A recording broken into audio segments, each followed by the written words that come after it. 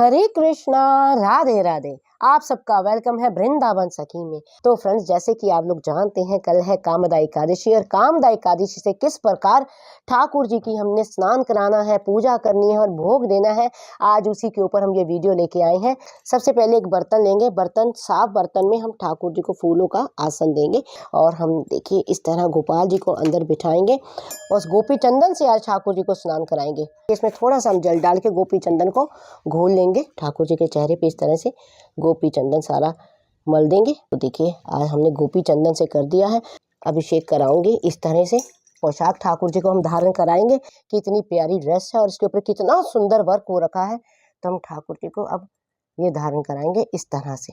ये देखिए एड़ी की माला है, ये मैं ठाकुर जी को धारण करा रही हूँ। अब मैं गले में ठाकुर जी के एड़ी का ही चोकर डालूंगी। अब इस बार हम ठाकुर जी को देखिए इस तरह से मैं पाग बांधूंगी। इस तरह से हम ठाकुर जी के पाग को रखेंगे। तो देखिए हमने ठाकुर जी की पाग बांधी है। पाग बांध के ठाकुर जी के कतरे भी लगा दिए हैं सुंदर सुंदर। देखिए ठाकुर जी कितने प्रसन्न लग रहे हैं। अब हम लगाएंगे ठाकुर जी को तिलक। अब एक चीज की कमी है, वो कौन है? वो है हमारे प्यारे की प्यारी प्यारी वंशी। अब ठाकुर जी के हाथ में हम वंशी भी दे देंगे। तो सबसे पहले हम देंगे फलों का भोग।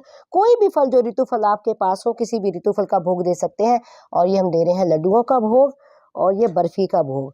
तो हमने भोग दिया है तो ठाकुर जी को हम जल भी देंगे। और भोग के ऊपर सबसे विशेष बात, हम तुलसी दल अवश्य रखेंगे, क्योंकि बिना तुलसी के हमारे गोपाल जी किसी भी चीज़ का भोग नहीं लगाते हैं। भोग दिया है तो हम जल इत्यादि भी ठाकुर जी को देंगे। तो जल में भी हम तुलसी डाल देंगे, पुष्प भी देंगे। गुलाबी गुलाबी ड्रेस है और गुलाबी गुलाबी पुष्प भी हम ठाकुर जी को दे रहे हैं। तो हम ठाकुर जी के आगे देसी घी की जोत लगाएंगे। कहते हैं जो भी सुहाग, ये मैंने संतों से सुना है, जो भी सुहागन स्त्री कामदा एकादशी का व्रत करती है, बड़े ही भाव से कामदा एकादशी का व्रत करती है, पूजा करती है, उसका पालन करती है, कथा का पाठ करती है, तो उसको उसके पति की लंबी आयु होती है, अटल सौभाग्य का उसको वरदान मिलता है। तो कामदा एकादशी जो है बहुत ही प्यारी एकादशी है, बहुत ही ठाकुर जी को प्रिय एकादशी है। तो हम ठाकुर जी की इस तरह से आरती करेंगे। तो देखिए ये आरती मैंने की है और ठाकुर जी इतने सुंदर लग रहे हैं, देखते ही बन रहे। तो हम ठाकुर जी की थोड़ी सी अलाय बलाई भी लेंगे इस तरह से ठाकुर जी को, कि ठाकुर जी को प्यारे को किसी की नजर ना लगे।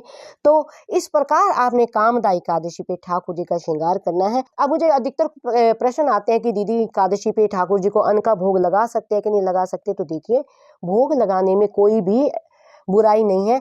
व्रत आपका है, ठाकुर जी का व्रत नहीं है। तो ठाकुर जी को आप अगर तो आपने व्रत किया है सारे परिवार ने और व्रत का ही भोजन बन रहा है, तो ठाकुर जी को आप व्रत का भोजन का भी आप भोग लगा सकते हैं। मान लीजिए आपके घर में किसी तरह आप किसी का स्वास्थ्य खराब है, कोई व्रत नहीं कर पा रहा है, तो अगर आपने रोटी सब्जी बनाई बिना लहसुन प्याज के, जो भी खाना आपने बनाया है वो खाने का भोग आप ठाकुर जी को लगा सकते हैं। तो अगर आपको ये वीडियो अच्छा लगा हो तो इस वीडियो को लाइक करना, शेयर करना, सब्सक्राइब करना ना भूलें। हरे कृष्णा, राधे राधे।